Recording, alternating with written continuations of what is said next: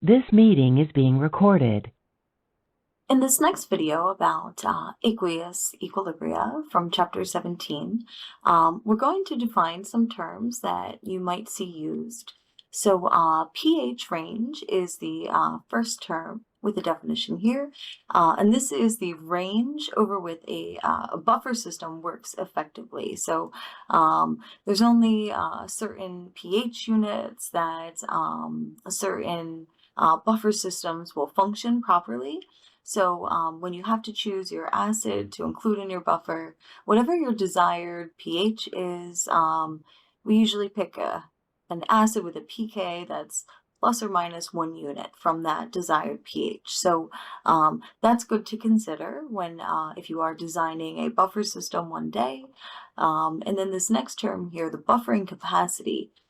This can be, just briefly defined as the amount of strong acid or strong base which a buffer can neutralize before we see a rapid change either up or a rapid change going down in pH. So if you're adding acid, you'll see no change really when we have a buffer system, just a very small change as you add increments of strong acid. But then once you surpass that buffering capacity, we're going to see a more rapid change in pH.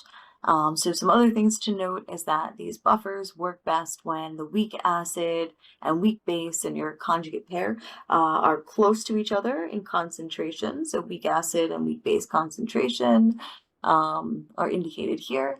The higher that your concentration is of weak acid and weak base overall, the more of a strong acid or base can be neutralized. So hopefully that'll make sense when we take a look at this flow chart down here.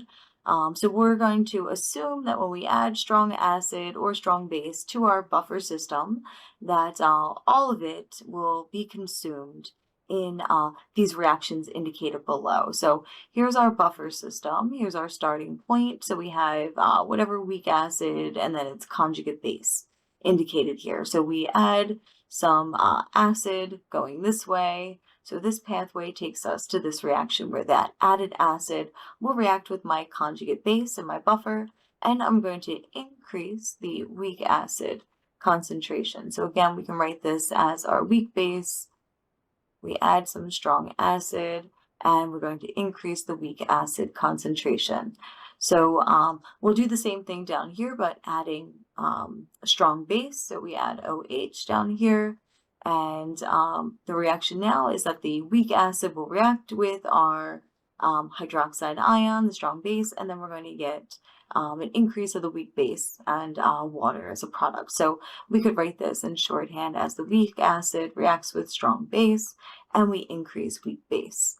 So now we have some new values. We've increased our either acid or base concentration from what the original buffer pH constant or the buffer concentrations were, right? We had this ratio of weak acid to weak base. We've added some strong acid, so we've shifted that ratio towards acid up here. And then this equation here, we've increased weak base. So either way, we're going to now have to calculate some new values of our weak acid and weak base. Then we're going to use Ka. If needed, we can calculate our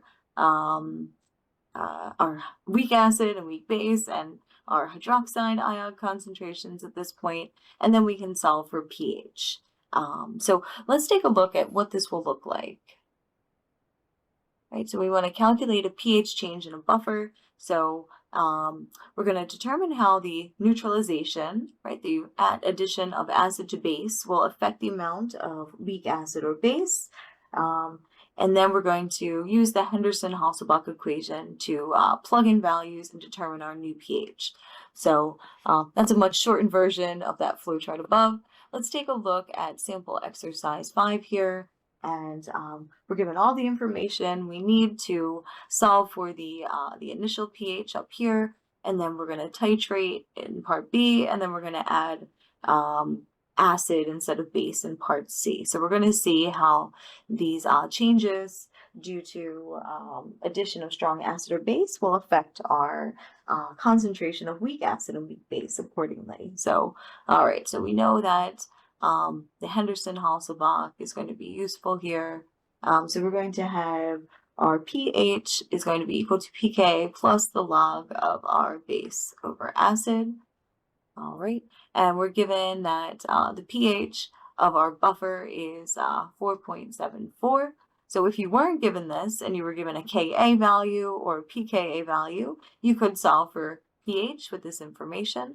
But we're actually asked to solve for pKa here, and we're going to carry this through the rest of our calculation. So we're told that we have our acetic acid here. So I know that without the name, that this is going to be my acid. We have an acidic proton, and then here I have sodium, and the remainder here is the conjugate base, acetate. So that's going to be my base. Notice they're equal molar, so we have both the base and the acid are equal here. So I'll write this all out here, but what actually happens is, we can set this equal to just 4.74. When we have equal amounts of acid to base, so we'll plug in the full value here, this turns into a 1 inside of this log here. And then when you take the log of 1, that's actually equal to 0. So this term will cancel out whenever we have equal concentrations or equal amounts of moles in the same volume for our weak acid and its conjugate base. And we were told that these are in 1 liter of solution, so both of these are 0.300 molar. So what happens then is that pH will equal pKa. So our pKa is simply the pH when we have an equal amount of moles. So let's see how this will change and what we'll have to plug into our new calculation. So we're going to rewrite our Henderson-Hasselbalch equation over here, and then we're going to plug in our new values and solve for our new pH. So we've added some strong base in the scenario. So my weak acid will react with my strong base, and then we're going to increase weak base concentration.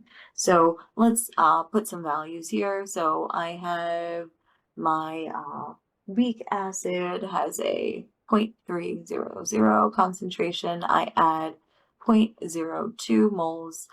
So this will all get used up. We mentioned that previously, and when it gets used up over here. So I'm going to subtract 0.02 from 3.0. I get 0.28 over here. This is my new weak acid concentration, and then this was the same starting. This is like a mock ice table, if you will, here. So we have like our initial, we have our change, we have what happens at the end now instead of equilibrium. So after this addition, so the same change over here is going to be plus, so 0.02. So I get 0.32 here. These are my, again, my new acid and base concentration. So my pH is now going to be 4.74. We already have the pKa. We don't have to plug in a Ka to our negative log. And then we're going to plug in base. So that's going to be 0.32 over acid.